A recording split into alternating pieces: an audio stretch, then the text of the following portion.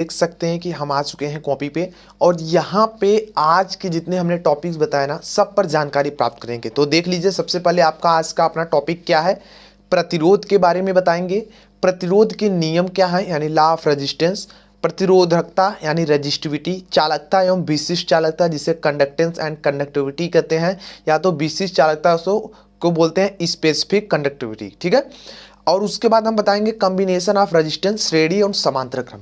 तो दोस्तों वीडियो बहुत इंपॉर्टेंट है, पूरा लाभ लेना है ना तो अंत तक तो देखना ही होगा, नहीं तो भैया गारंटी खत्म हो जाएगी। ठीक है, चलिएगा देखिए, सबसे पहले आज हम प्रतिरोध के बारे में बात करते हैं, रेजिस्टेंस के बारे में बात करते हैं। क्या होता है रेजिस्टेंस? किसी पदार्थ का वह गुण, ध्यान दीजिए रेजिस्टेंस एक पदार्थ का गुण होता है जो स्वयं में विद्युत धारा प्रवाह का विरोध करता है, प्रतिरोध कहलाता है। इसे R से प्रदर्शित करते हैं और दोस्तों इसका मात्रक जो होता है ना वो ओम होता है। ठीक है, इसका जो प्रतीक होता है इस तरीके का होता है, हमेशा ध्यान रहे, प्रतिरोध का प्रतीक रेजिस्टेंस को शो करने का तरीका ये सिंबल होता है। चलिए दोस्तों अगली टॉपिक हम जान लेते हैं, लगे हाथ फटाफट से हम जान लेते हैं कि प्रतिरोध के नियम क्या होते हैं भाई, क्योंकि बहुत जरूरी है प्रतिरोध के नियम, कोई भी पूछ सकता है और पेपर में भी आने के चांसेस हैं। अगली साल आया था लॉ ऑफ रेजिस्टेंस। देखिए जो किसी भी पदार्थ है ना उसका जो प्रतिरोध है यानी रेजिस्टेंस है वो निम्न बातों पर डिपेंड करता है। सबसे पहला दोस्तों हम लोग बात कर लेते हैं, तो जो पदार्थ का प्रतिरोध चालक तार की लंबाई पर डिपेंड करता है। चालक तार कितना लंबा है उसका प्रतिरोध उसी पर डिपेंड करेगा और उसी लंबाई के जो प्रतिरोध होगा उसके समानुपाती होगा। अब देखिए जहां यल चालक तार की लंबाई है, अगर लंबाई बढ़ेगी तो प्रतिरोध बढ़ेगा क्योंकि इसके डायरेक्टली प्रोपोर्शनल है। अब दोस्तों हम लोग बात कर लेते हैं कि दूसरी इसकी प्रॉपर्टी क्या नियम है, जो किसी चालक तार का प्रतिरोध कहें या किसी पदार्थ का प्रतिरोध कहें, बात एक ही है। बात करें कि किसी पदार्थ का प्रतिरोध चालक तार की अनुप्रस्थ काट क्षेत्रफल A पर निर्भर करता है एवं इसके व्युत्क्रमानुपाती होता है, यानी इनडायरेक्टली प्रोपोर्शनल होता है, अर्थात R व्युत्क्रमानुपाती 1/A, जहां A उसका क्या है, क्रॉस सेक्शन एरिया है। ठीक है, चलिए तीसरी की बात करते हैं। तो दोस्तों क्या है, किसी पदार्थ का जो प्रतिरोध होता है ना चालक पदार्थ की प्रकृति पर भी डिपेंड करता है कि भैया उस जो पदार्थ हमने लिया कौन सी प्रकृति का है, भैया कॉपर है तो अलग होगा, चांदी है तो अलग होगा, इसी तरीके से लोहे का मतलब वायर है तो उसका कुछ अलग होगा। तो इस तरीके अलग अलग मतलब पदार्थ के प्रतिरोध अलग अलग होते हैं। अगला नियम क्या है, किसी पदार्थ का प्रतिरोध तापमान, ध्यान दीजिएगा, किसी पदार्थ का प्रतिरोध पदार्थ के तापमान पर भी निर्भर करता है, अतः R अनुक्रमानुपाती L/A हो जाएगा। कैसे हुआ दोस्तों, जो ये दो नियम थे ना इन्हीं नियमों को मिलाने पर ये चीज हो गया। जैसे ही अनुक्रमानुपाती, यहाँ पे ये देखिए ध्यान दीजिएगा, ये जो चिन्ह दोस्तों है ना ये अनुक्रमानुपाती चिन्ह है। ठीक है, इस तरीके से कुछ अनुक्रमानुपाती बनता है, इसको आप थोड़ा सा इस तरीके से बना लीजिएगा, देखिए इस तरह अनुक्रमानुपाती। और जब ये पूरा फैला होता है तो एक प्रकार का अल्फा को दिखाता है। ठीक है, तो दोनों नियम मिल गए तो एक रो आ गया। अब रो क्या है भैया जान लीजिए, जहां रो ना एक नियतांक होता है जिसको हम बोलते हैं पदार्थ की प्रतिरोधकता या विशिष्ट प्रतिरोध हम इसको कहते हैं। ठीक है, तो ये हो गए भैया आपके प्रतिरोध के नियम। चलिए अगली टॉपिक पर दोस्तों हम लोग बात कर लेते हैं जिसका नाम है रेजिस्टिविटी। ठीक है, चलिए दोस्तों देखिए प्रतिरोधकता अगली आपकी टॉपिक है जिसको इंग्लिश में बोलते हैं रेजिस्टिविटी। जो पिछला फार्मूला अभी आपने देखा यही देखा कि चूंकि R equal to row L/A होता है, अगर मैं रो को एक तरफ करूं तो रो इक्वल टू RA/L हो जाएगा। अगर मैं मान लूं कि A बराबर 1 मीटर स्क्वायर, क्योंकि क्षेत्रफल है इसलिए मीटर स्क्वायर में ले रहे हैं, L लंबाई है 1 मीटर ले रहे हैं, तो इन दोनों का स्थान पर जब रख देंगे दोस्तों तो आपका क्या हो जाएगा, रो R के बराबर हो जाएगा। अब इसी के अनुसार हम परिभाषा बना देंगे। क्या परिभाषा बनेगी देखिएगा, अतः एकांक लंबाई तथा एकांक अनुप्रस्थ काट वाले क्षेत्रफल यानी क्रॉस सेक्शन एरिया वाले पदार्थ का जो प्रतिरोध होगा वही उसकी प्रतिरोधकता कहलाती है। इसे रो से प्रदर्शित करते हैं एवं इसका SI मात्रक ओम मीटर होता है। तो देखा आपने, हमेशा याद रखिएगा प्रतिरोधकता का जो मात्रक, रेजिस्टिविटी के जो मात्रक होते हैं ओम मीटर होते हैं। अगली टॉपिक पे हम बात करते हैं जिसका नाम है चालकता। अगली टॉपिक आपके सामने दिख रही चालकता एवं विशिष्ट चालकता, जिसे इंग्लिश में बोलते हैं कंडक्टेंस एंड कंडक्टिविटी या स्पेसिफिक कंडक्टेंस। ठीक है, क्या होती है परिभाषा देखिए, किसी भी चालक पदार्थ का वह गुण जिसके कारण चालक स्वयं में विद्युत धारा प्रवाह की सहायता करता है, चालकता कहलाती है, इसे G से प्रदर्शित करते हैं तथा पदार्थ का यह गुण प्रतिरोध का विलोम होता है। तो आपने क्या देखा ना कि जो प्रतिरोध है उसी का विलोम होता है आपका चालकता। अब दोस्तों क्या करेंगे, जो हमने परिभाषा बताई, डिफिनेशन बताया ना, उसी के आधार पे हम क्या करेंगे कि फार्मूला बना लेंगे। चालकता इज इक्वल टू 1 अपान प्रतिरोध, यानी G is equal to 1/R। इसका मात्रक दोस्तों होता है महो, जिसे इस तरह भी दिखाते हैं या ओम इनवर्स से दिखाते हैं, महो लिखते हैं, महो का चिन्ह ये है, ठीक है।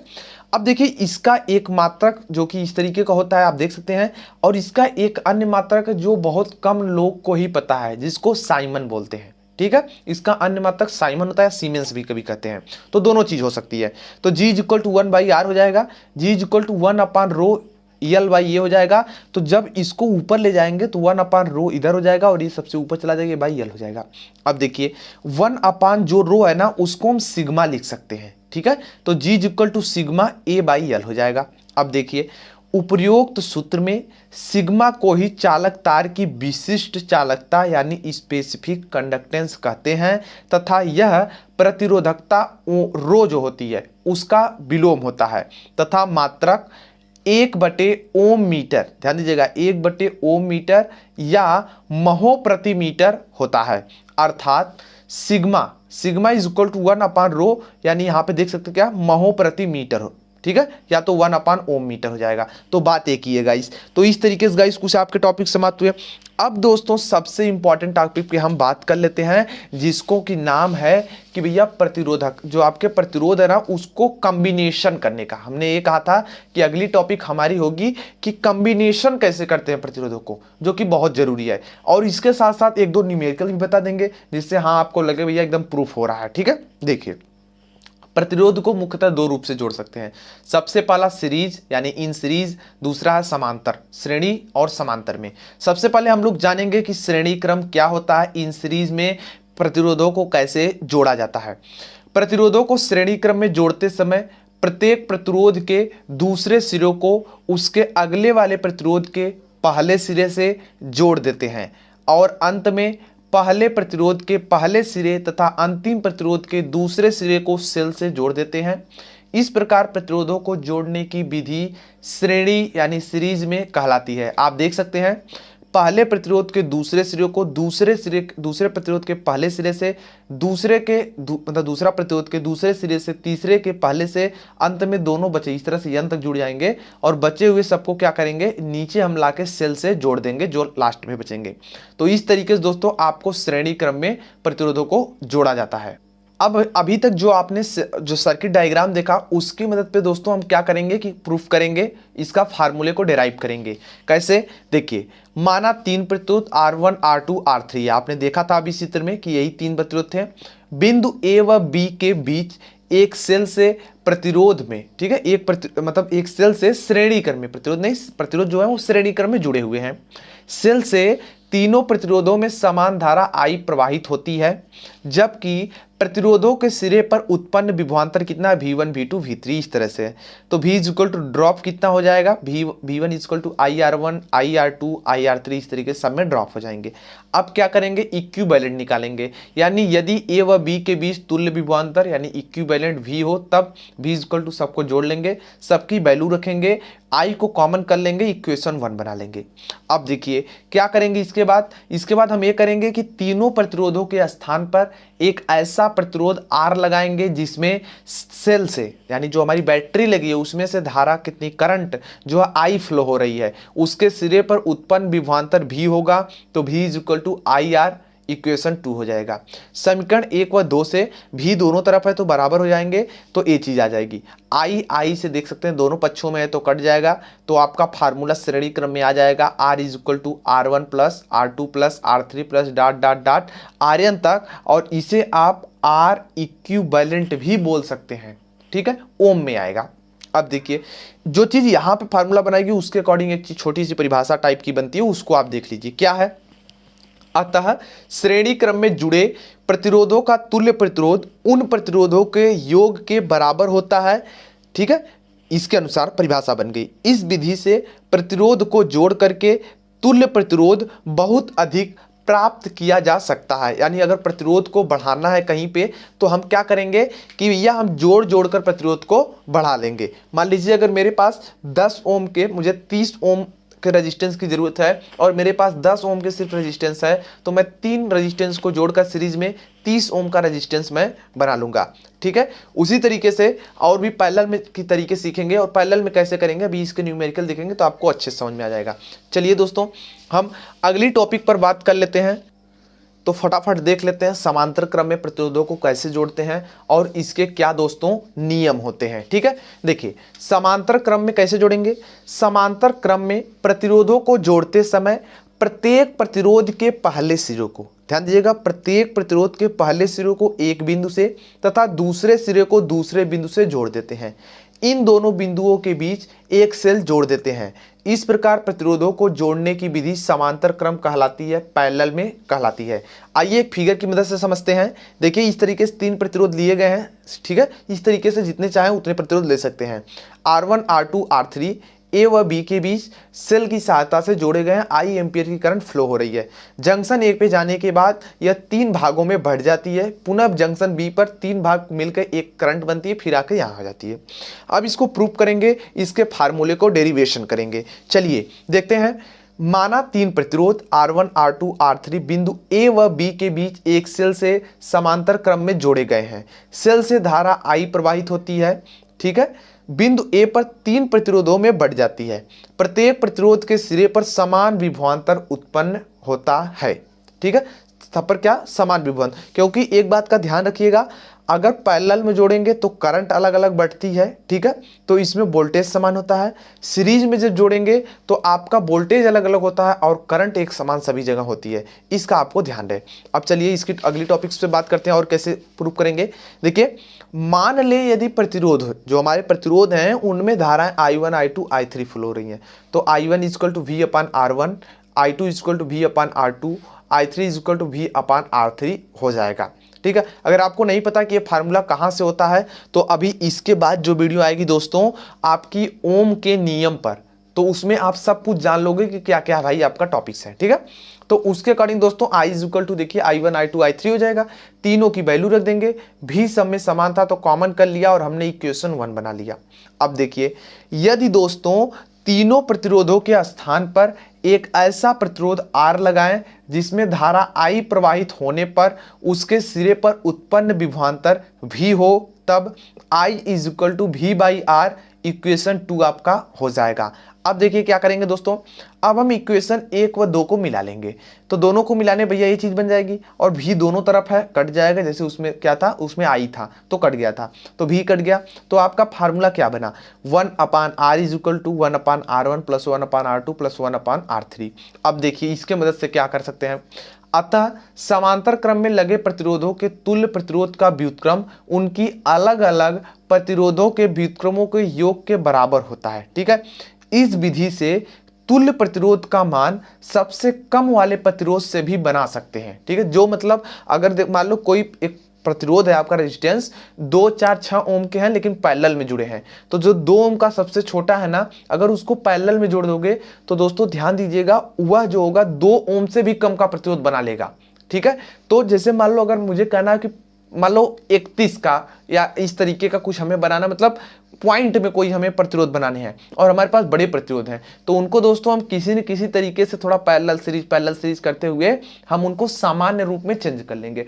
अभी तक तो गाइस आपकी हो गई नॉर्मल सी बातें कि भैया किताबी भाषा में कि प्रतिरोध जान लिया। अब थोड़ा सा दोस्तों हम न्यूमेरिकल पर काम कर लेते हैं। ठीक है, अगर हम न्यूमेरिकल 2-4 कर लेंगे तो भैया बहुत मजे आ जाएंगे।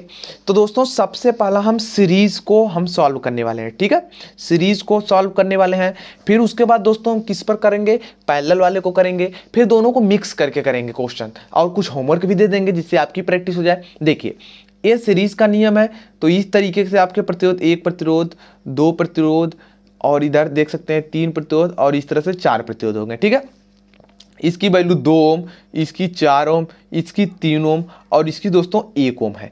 इस तरीके से है, और पॉइंट ए हो गया और ये पॉइंट बी हो गया, और मैं कहूं कि आर इक्विवेलेंट जो है आपका इक्विवेलेंट ए बी, ठीक है, आर ए बी या आर इक्विवेलेंट ए बी कहिए, तो उसको ज्ञात करना है। तो आप क्या करेंगे दोस्तों, आप इसके अकॉर्डिंग लिखेंगे R1 plus R2 plus R3 plus R4, क्योंकि 4 प्रतिरोध है। आप देखिए सबको वैल्यू रख दीजिए। तो पहला कितने का 2 है, दूसरा 4 है दोस्तों, उसके बाद 3 है प्लस 1 है। जोड़ लीजिए सबको, 4 2 6 हो गए, देख सकते हैं 4 2 6 और 6 3 9 1 10, यानी टोटल दोस्तों कितना हो गए 10 ओम हो गए। ठीक है, तो आर इक्विवेलेंट कितना आया दोस्तों, आर ए बी कितना आया 10 ओम, आपके ये आंसर हो जाएंगे। चलिए एक होमवर्क पहले आपको भी दे देते हैं इसी तरीके से।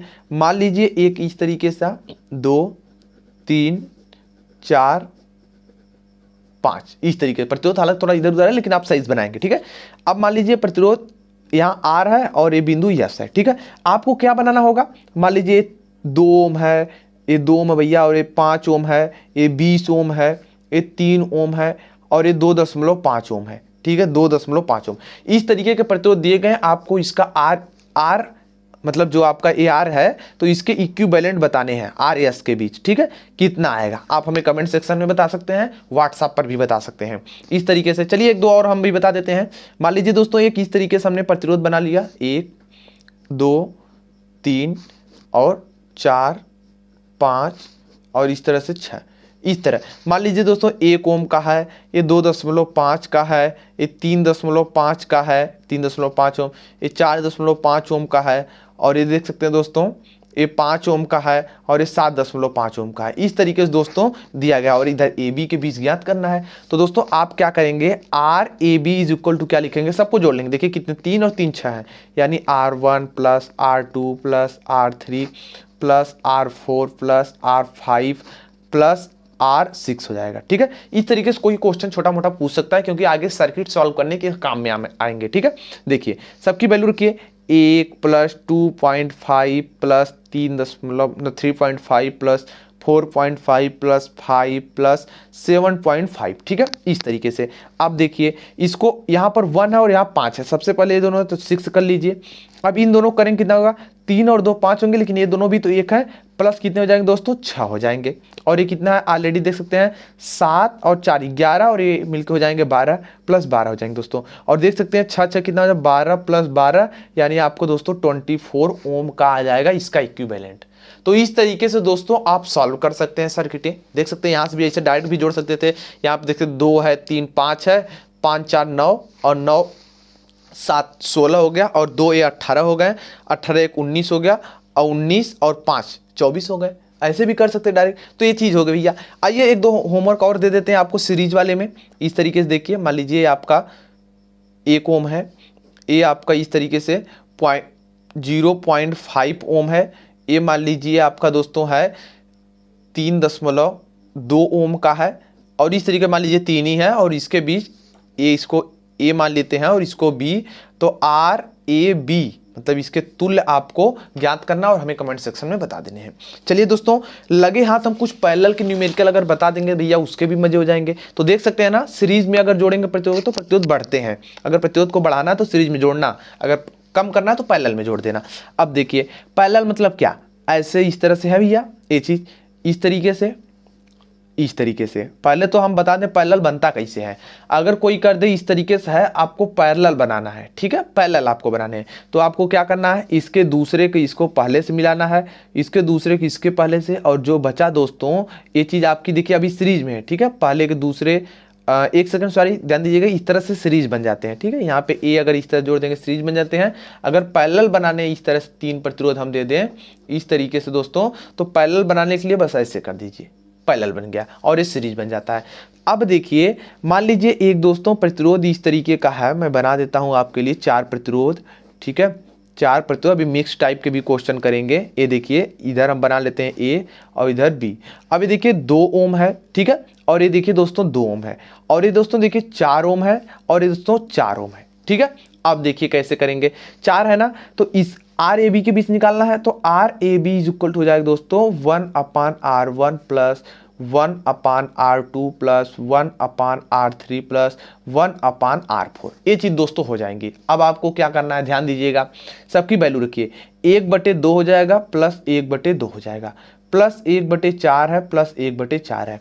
अब देखिए इन दोनों जोड़ेंगे, देखिए हाफ ए है हाफ ए है, तो कितना हो जाएगा दोस्तों, ये आपका दोनों मिलके 1 हो जाएंगे। ठीक है, अब दोस्तों देखिए इन दोनों का क्या हो जाएगा, इन दोनों का तो भी होगा, इन दोनों को दोस्तों प्लस हो जाएगा 1/4 और इन दोनों को जोड़ेंगे तो कितना हो जाएंगे दोस्तों 2/4 हो जाएंगे, यानी 1/2 हो जाएंगे। ठीक है, यानी 1 + 1/2 हो जाएंगे, यानी टोटल की बात करें दोस्तों तो 3/2 हो जाएंगे, यानी 1.5 ओम आ जाएगा। ठीक है, तो आपने देखा हमने क्या बताया था आपको, हमने यही बताया कि जो सबसे कम होगा 2 ओम का सबसे कम है और इससे भी कम आएगा प्रतिरोध। तो देख सकते हैं बिल्कुल कम आया है। ठीक है ना, देख सकते हैं 2 से कम बिल्कुल आया, यही आपका आंसर हो जाएगा। आइए एक होमवर्क आपके लिए दे देते हैं फटाक से। होमवर्क दोस्तों ये कुछ इस तरीके का बना लीजिए। चलिए आपके लिए 3 वाला ही देता हूं। ठीक है, मान लीजिए 2 ओम है, ये 3 ओम है और ये 4 ओम है। इस तरीके से दोस्तों आपको इसके बीच क्या करने, ए है और ये बी है, इसके बीच RAB इक्विवेलेंट आपको ज्ञात करने हैं दोस्तों। ठीक है, अब चलिए अब हम आपको कुछ मिक्स टाइप के भी क्वेश्चन बता देते हैं। मान लीजिए दोस्तों इस तरीके का एक क्वेश्चन आ गया, देखिए ये दोनों पैरेलल में आपस में है, ये देखिए, फिर इधर आके सीरीज में हो गया। इस तरीके से दोस्तों क्वेश्चन बन सकते हैं। फिर मान लीजिए पैरेलल में कर दीजिए, फिर इसी तरह सीरीज में कर दीजिए, इस तरीके से। अब देखिए इसके ए और बी के बीच निकालने हैं। मान लीजिए यहाँ पे दोस्तों 4 ओम का है और यहाँ पे दोस्तों 4 ओम का है, और ये दोस्तों हम मान लेते हैं कि ये कितना ओम का है, 0.5 ओम का है। ठीक है, अब इधर वाला दोस्तों देख लेते हैं कितने ओम का है, ये देखिए 2 ओम का है और ये भी 2 ओम का है दोस्तों। अब देखिए क्या होगा यहाँ पे, अगर हम RAB निकालें तो इन दोनों का जब तुल्य करेंगे, देखिए 1/4 1/4 तो कितना हो जाए 2/4, यानी 1/2 1/2 का मतलब क्या, यहाँ से 0.5 ओम मिल जाएगा यहाँ से, प्लस यहाँ पर 0.5 ओम का यहाँ भी है और 1/2 1/2 इसका मान कितना हो जाएगा +1 ओम का हो जाएगा। टोटल कितना हुआ दोस्तों 2 ओम का हो गया। तो देखते हैं मिक्स टाइप के दोस्तों, मैं तो ये छोटा क्वेश्चन बता रहा हूँ। ठीक है, अगर बड़ा क्वेश्चन मैं लूँ तो देखिए कुछ इस तरीके का बना देंगे फटाफट। देखिए इस तरीके का, इस तरीके का, इस तरीके का दोस्तों, इस तरीके का। इसी तरीके से दोस्तों अपने अनुसार हम ढेर सारे लॉजिक्स पर अपने बना सकते हैं। इधर भी जोड़ दिया, अभी इधर भी जोड़ने लगे तो बहुत सारी चीजें हो जाएंगी दोस्तों। अगर मैं मान लूँ ए है और ए, यहाँ पे ए है और इसको बी है, तो RAB अगर मैं कह दूँ आपको निकालने के लिए तो आप कैसे निकालेंगे। मान लीजिए दोस्तों ये 2 ओम है, ए भी 2 ओम है, 1 ओम है, 2 ओम है, यहाँ पे भी 2 ओम है, 1 ओम है, यहाँ पे 2 ओम है, 1 ओम है, यहाँ पर भी 1 ओम है और यहाँ पे 2 ओम है, यहाँ पे 3 ओम है। इस तरह से कोई भी वैल्यू हो सकती है। तो आप कैसे सॉल्व करेंगे, सबसे पहले यहाँ जोड़ेंगे दोस्तों, क्या होगा आपका, यहाँ पे देख सकते हैं आपका सीरीज है तो इधर जोड़ेंगे तो सीरीज पहले जुड़ेगा, यहाँ पे आएंगे तो पैरेलल हो जाएगा तो पैरेलल सॉल्व करेंगे। जैसे दोस्तों आपका पैरेलल सॉल्व होता है तो इस वाले को सॉल्व कर लेंगे, जैसे यहाँ पे सॉल्व होता है तो इन दोनों को लेकर फिर सॉल्व करेंगे, फिर इसके साथ कर लेंगे, तब ये दोनों तीनों सीरीज में हो जाएंगे तो सॉल्व होकर इसके पैरेलल में आ जाएंगे। फिर यहाँ जैसे पैरेलल को सॉल्व करेंगे तो ये दोनों के साथ सीरीज में हो जाएंगे, फिर इसके साथ पैरेलल में रहेंगे, फिर इसी तरीके से जो सीरीज में रहेंगे इन दोनों सीरीज में, तो इस तरीके से इक्विवेलेंट आ जाएगा। तो दोस्तों ये तरीके होते हैं कुछ प्रॉब्लम सॉल्व करने के। अधिक जानकारी के लिए आप अपनी बुक में जाके देख सकते हैं। और हमने आज आपको क्या बताया था, हमने कहा था भैया आज हम इतनी टॉपिक पे सिर्फ डिस्कस करेंगे, तो आज इतनी टॉपिक हो गई 2 वीडियोस में। नेक्स्ट लेक्चर में हम काफी इंपॉर्टेंट बात बताने वाले हैं, तो आप देख सकते हैं आज टॉपिक देख लीजिए। तीसरे में हम बताने वाले हैं ओम का नियम, ओम की नियम की सीमाएं, लिमिटेशन ऑफ फॉर्मूला, जो कि वेरी इंपॉर्टेंट है, ध्यान दीजिएगा।